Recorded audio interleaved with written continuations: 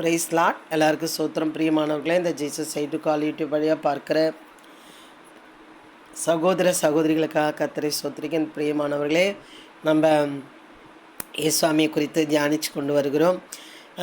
சிலுவையில் அரைந்து உயிர்த்தந்ததோடு முடிக்கணும்னு பார்த்தா முடிக்க முடியல. அதற்கப்புறம் என்னெல்லாம் சீஷர் இடத்துல சொல்கிறாரு அப்படின்னு சொல்லி இந்த இன்னும் ஒரு நாள் நினைக்கிறேன் முடிச்சிடுவேன்.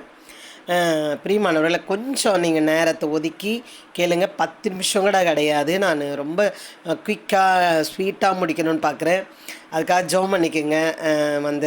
ஏன்னா பெரிய பெரிய ஜாம்பவான்களாக இருக்கிறாங்க, நான் ஒன்றுமே இல்லை. எனக்கு தெரிஞ்சதை நான் சொல்லி கொண்டு இருக்கிறேன்.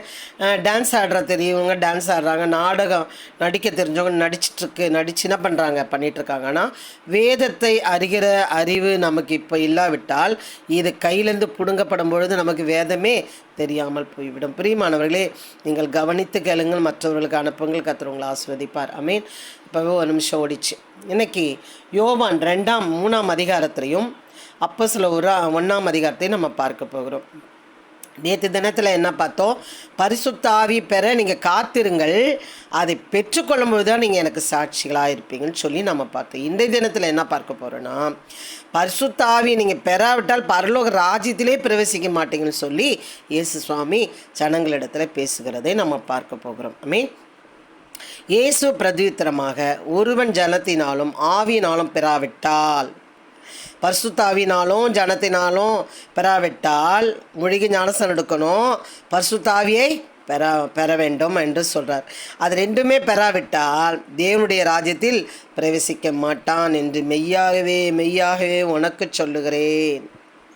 பிரியமானவர்களே, நீங்கள் முழுகி ஞானஸ்நானம் எடுத்துட்டேன், நான் பரிசுத்தாவியை நான் பெறவில்லை அப்படின்னு சொன்னீங்கன்னா நீங்கள் எங்கே போக மாட்டீங்களாம்?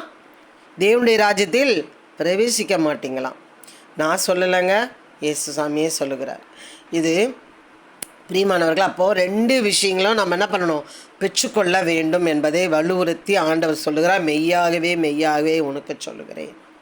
அப்போது பரிசுத்த ஆவியை பெறாதவர்கள் இதை பெற்றுக்கொள்ளும்படி அன்பாய் கேட்டுக்கொள்கிறேன். எப்படி பெற்றுக்கொள்ள வேண்டும் என்பது குறித்து நம்ம பார்க்க போகிறோம். அப்போ பாருங்கள், நீங்கள் மறுபடியும் பிறக்க வேண்டும் என்று நான் உங்களுக்கு சொன்னதை குறித்து அதிசயப்பட வேண்டாம். அதுக்குதான் நிக்கதேமு அப்படின்னு ஒருத்தர் பேசுகிறார். நான் தாயின் வயதில் மறுபடியும் எப்படிப்பா போய் மறுபடியும் எப்படி பிறகு? அப்போ தான் அவர் சொல்கிறார், நிக்கதேமே, நீ நீ போதகனாக இருந்து நீ இதை அறியாமல் இருக்கிறாயா?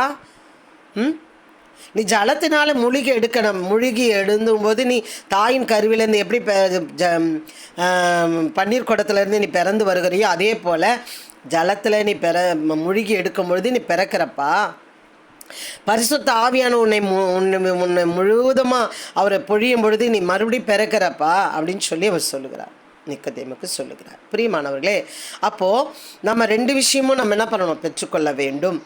பரிசுத்த ஆவியானவர் உங்களிடத்தில் வரும் பொழுது அவர் உங்களுக்கு போதிப்பார். போதக தேவையில்லை என்று 1 யோவானில் 1 அதிகாரத்தில் நம்ம பார்க்கலாம். அதை போதகர் உங்களுக்கு தேவையில்லை. பரிசுத்த ஆவியானவர் உங்களுக்குள்ளே அவர் வரும்பொழுது அவர் உங்களுக்கு போதித்து என்ன பண்ணுவார்? கண்டித்து உணர்த்துவார். உங்களுக்கு போதக தேவையில்லை என்று ஒரு வார்த்தை இருக்கும். அப்போது பரிசுத்த ஆவியானவர் நம்மளை நடத்துகிற ஒரு டீச்சராக இருப்பார். மகளே இதை செய்யாத. பாருங்கள், நான் ஒரு பங்களாதேஷ் போயிருந்தேன். ட்ரெயின் வேகமாக போதா ஸ்லோவாக போதா எனக்கு அது சரியாக சொல்ல தெரியல. ஆனால் நான் போய் உக்காந்த உடனே கொஞ்சம் நேரத்தில் ரொம்ப பொறுமையாக போகிற மாதிரி இருந்துச்சு. நான் சொன்னேன், என்ன இந்த டிரைவர் என்ன இவ்வளோ ஸ்லோவாக போகிறாரு, என்னைக்கு போய் சேரும் இது அப்படின்னு நான் சொன்னேன். இவ்வளோதான் சொன்னேன். பரிசுத்த ஆவியானவர் என்னோட பேசுகிறார். ஏம்மா அப்படின்னு தெளிவாக என்னோட பேசுகிறார். அப்போ அது குறை சொல்லுகிறதா? ஒரு வேளை வேகமாக போச்சா என்னன்னு எனக்கு தெரியல. உள்ளே இருக்கும் பொழுது ஏசி ட்ரெயின், அது தெரியல. அப்போ அது ஒரு குறை சொல்லுகிறதா அவர் நினைக்கிறாரோ, இல்லை ஒரு வேளை டிரைவர் எப்படி பர்ஃபெக்டாக இருந்திருக்கலாம் ஒரு வேளை. அப்போ பாருங்கள், எவ்வளோ நிறைய விஷயம் இருக்குது. இதை பற்றி நான் சொல்லணும்னு நிறைய இருக்குது. பிரியமானவர்கள், அப்போ எல்லாமே நம்மளை கண்டித்து உணர்த்துகிறவராக இருக்கிறார். நம்ம ஒருத்தரை நம்ம வந்து கோவப்பட்டு அவங்களோட ஃபோனை அட்டன் பண்ணாமல் இல்லை அவங்களோட நம்ம பேசாமல் அவாய்ட் பண்ணும்போது தூங்கவே விட மாட்டாருங்க. தூங்க விட மாட்டார், நிம்மதியே விட மாட்டார். அதை விட நிம்மதியாக அவங்க காலையில் விழுந்துடலாம். நம்ம தூங்க விட மாட்டார், நிம்மதியே இருக்க விட மாட்டார். நம்மளை கொல்லும். ஏன்? எதுக்கு அலட்சியம் பண்ண? எதுக்கு அவங்க மனசு நோக அடிக்க பண்ண? அவங்க பண்ண தப்பு தான். அதுக்கு நீ பரிசுத்த ஆவி பெற்றவ தானே, ஏன் அப்படின்னு நம்மளை நிம்மதியே விட மாட்டார்.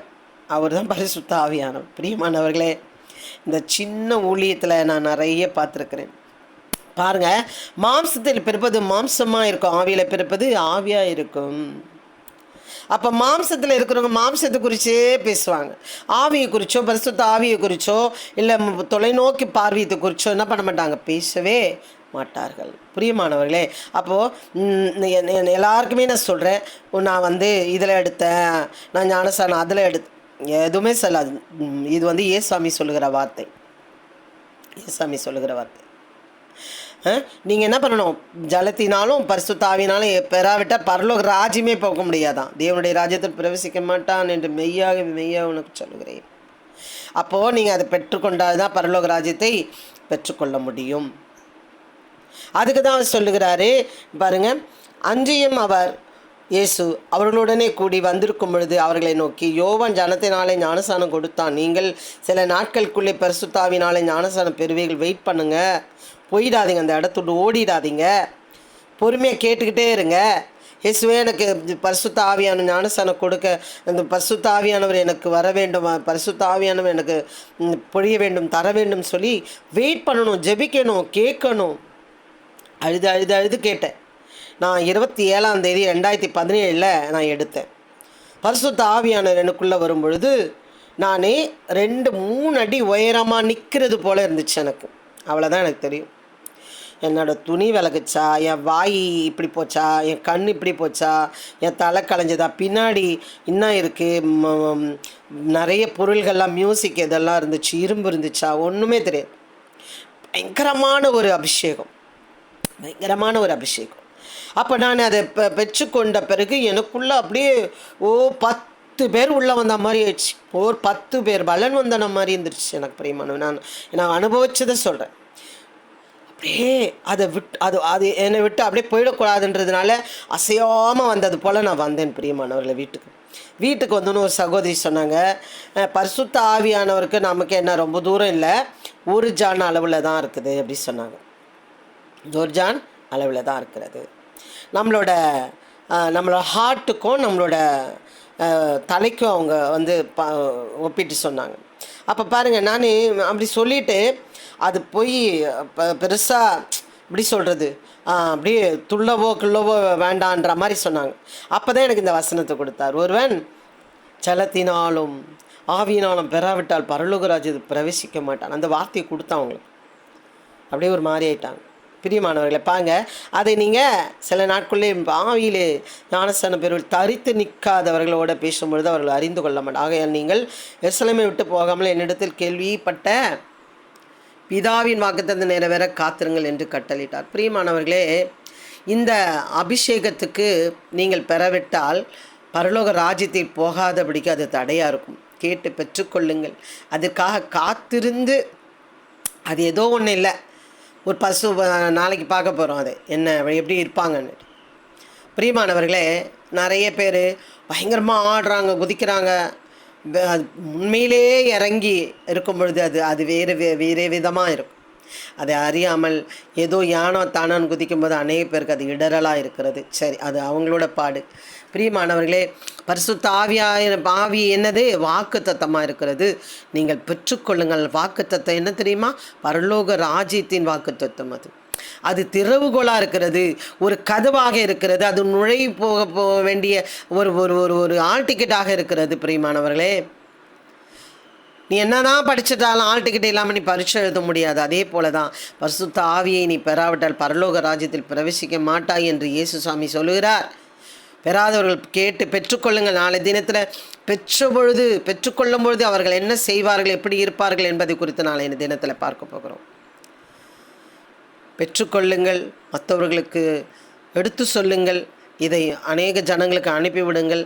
கண்டிப்பாக உங்களுடைய வாழ்க்கையும் ஊழியத்தையும் ஆசீர்வதிப்பாராக. Amen. God bless you. Hallelujah.